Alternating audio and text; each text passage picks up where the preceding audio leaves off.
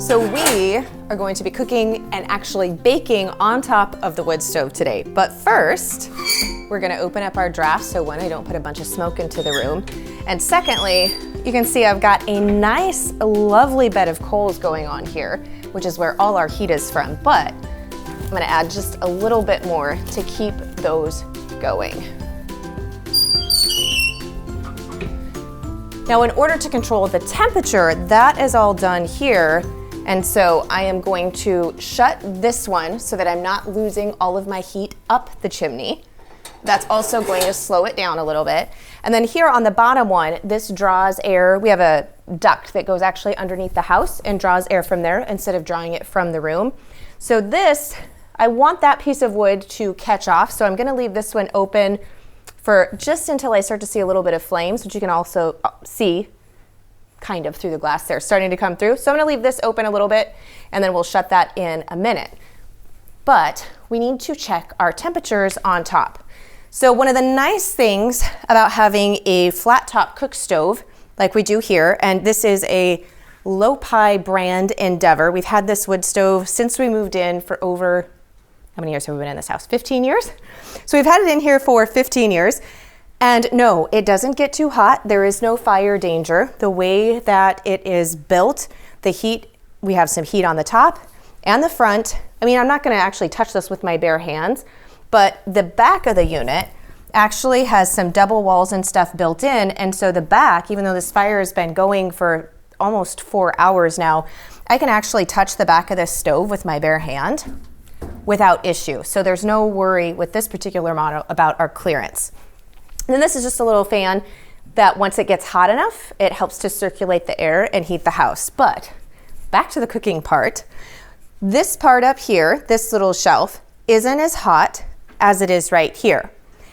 And then based upon where you've got your coal bed at, and I only have it really on this portion of it, this part is a lot hotter than right here. So I kind of have like the hottest, medium, and then cooler.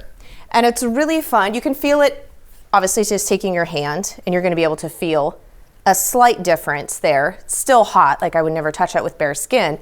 And then even here, and then this is cooler. But an infrared thermometer is quite fun to play with. So here, we are at 291 degrees Fahrenheit, coming up just a little bit now that I've got some more wood in there. And then over here, we're only at 268, so it's about a 20-degree difference. And then on the very top, we're at 203 degrees.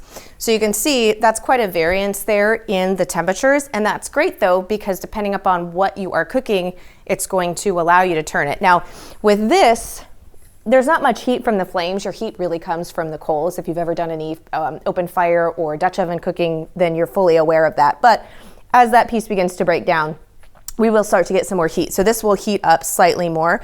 So right now though, because this is relatively cool, in comparison to if I were preheating my oven, we're gonna do some baking, where I would normally be preheating it to like 375 degrees Fahrenheit, around 400 for pies and pastries. I'm gonna set everything up here.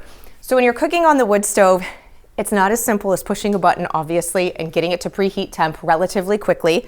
The fire went out overnight. We had it shut down, and I built it this morning at about, I think it was about 7:30 a.m. when I started. I guess I said morning, you didn't need the AM part. 7:30 when I started the fire, and it is now 11. So it's been about 4 hours. So this has had a nice time to heat up and a good bed of coals in there. But the first thing that we want to do is, because we are baking, now if I was frying something, I wouldn't worry so much about it, but because we're baking, we want that heat to be circulating around it similar to an oven. So I don't actually want the bottom of my pie crust in the pie plate directly on the surface of this. I actually want there to be some air circulation. So extra canning bands work phenomenally well in order to do that. So I actually am going to be doing 2 layers here. So I've got this layer and then I've got that layer, and they're pretty even. So this is actually fairly sturdy. And then we're just doing mini pies today. So you can see here. So that's how that's going to sit. And you can see that gives us quite a bit of clearance. It's about, probably close to 2 inches or so up from the actual heat surface of the stove. but I don't need this to be preheated. I got to put my pie stuff in there. But this is where we're going to be preheating. This is the bottom part of one of my cast iron Dutch ovens. And so I'm just going to turn this upside down. Careful, it is hot. This isn't hot yet, though it will become hot. Just like this. And I'm going to push that back just a little bit to the back so I don't have ledge. So I'm going to allow this to heat up. Important thing, the entire thing will get hot. So after this has begun heating up, you want to make sure, even if you're going to go grab a handle, that you use hot pads and have them on hand and at the ready. So we're going to let this preheat and get nice and toasty warm inside and go and prep our hand pie. So here I have had my pie dough chilling in the fridge, and I'm just going to do a singular hand pie. My kids actually love to do hand pies, or you can call them homemade Pop-Tarts. They're basically the same thing. And my kids love to just take them and grab them for breakfast in the morning. And even if I were to make this just into a cute little tiny pie, they're kind of spoiled and they don't want to cut it up in the morning. So we are just going to bake a singular hand pie at a time. It's kind of the beauty though. We would be having the fire going regardless because it's our only heat source actually in our home. We do have a forced air system, but it's broke. So we are just using the wood stove, so it would be going all day long anyways, so I don't really mind that I'll be doing a couple multiple baking rounds of this because it's a heat source and an energy source that's already going regardless. So I am just going to roll this out, and actually this pie dough, I have been working with it, I did some last night too, is great. I didn't even have to put flour down. It just rolls right out. Now, if you want the pie crust recipe, as well as how to make these hand pies, like step-by-step tutorial, printable recipe, you can head over and watch that video and also grab it from the website. But we are just gonna get that cut out. So this is our bottom piece. And just using a wide band canning band works fabulous. I'm just gonna use the bench knife there, get that up. And this piece goes right into our little tiny pie plate. Isn't that the cutest little thing? I got these little mini pie plates when my daughter was younger so that when mom was baking pies, she could make her own little pie and bake it at the same time. So for our pie filling, of course, you could use actual pie filling. I've got jars of canned pie filling, but I had an open jar of strawberry jam. So this is my no store-bought pectin low sugar strawberry jam recipe, which you can also find here on the YouTube channel as well as the website. And I'm just going to put in, let's put it just a little bit more filling in than that. There we go. And then I'm going to prick a couple of holes all the way in there to let some of the steam out. Though with the hand pies, it's not really as crucial as if you're doing a regular pie. Here's our top.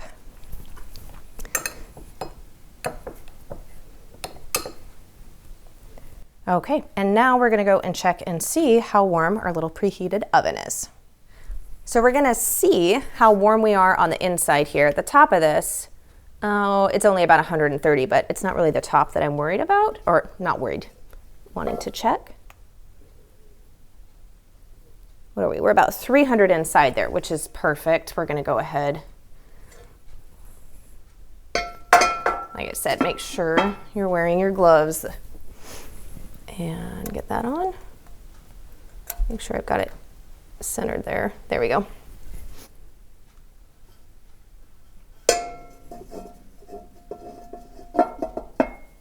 Okay. And then we'll come back and check this in about 10 minutes. So it's been right at 10 minutes. You can see we actually have a lot more flame coming now off of our log. So a little bit more heat's building up, and we're now at about 145. So I think that's been about a 10 degree, maybe 15 degree increase on the top. So now let's take a peek inside. I have to say this is one of the disadvantages. You don't have just where you had to turn on a light and look through the glass door to see how done we are. We definitely are starting to melt, but it's nowhere near to being done. So we're gonna put that down and we'll come back and check it in about another 10 to 15 minutes. So the last go round, I added some wood to get our temp up on here. Last night I was baking them and I didn't realize that my husband had loaded it up with more wood between me coming in and checking it. We had a little bit of burnt pie. So I was hesitant to get it too hot today because I'm like, I do not want to burn any other ones. So, but I did just put a little bit more wood in there, and let's see, and we're about at 173 degrees. So let's take a peek and see where we're at now. Oh, look at that. We got butter melting. We're getting much closer. I don't know if you can hear the sizzle. I can hear the sizzle.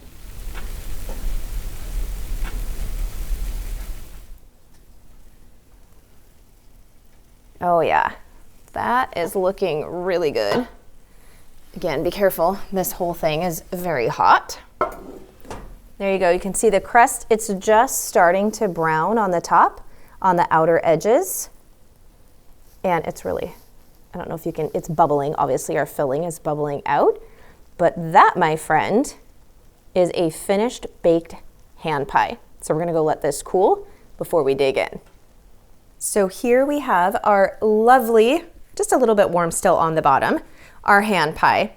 So this, I checked it several times, about every 10 minutes, just to kind of keep an eye on the temperature, which of course every time I opened it up did allow a little bit of the heat to escape. But this took about 50 minutes total to bake. Now, is that longer than it would be in the regular oven? Absolutely. But part of that was I ended up adding another piece of wood to the fire about 20 to 30 minutes in. So if I had had 2 pieces of wood going when I first started in a little bit higher temperature, this would have been a lot faster. But what's wonderful is on the bottom, you can see it's nice and brown, but no worries of being burnt. So adding that extra height by using an extra band at 2 levels instead of just 1, that really was great. And then we've got just a little bit of light browning on the outside. So I don't know, this baby's looking so good. We're just gonna get into here right now. Oh yeah, see, we've got flakiness, what we're after. Look at that. Doesn't that just look great? Oh, it smells so good.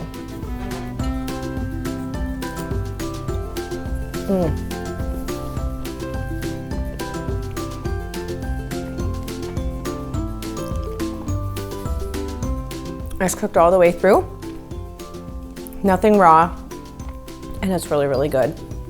Is that bad to say when you make it yourself? I don't know, but it is really good. I'm trying not to talk with my mouth full.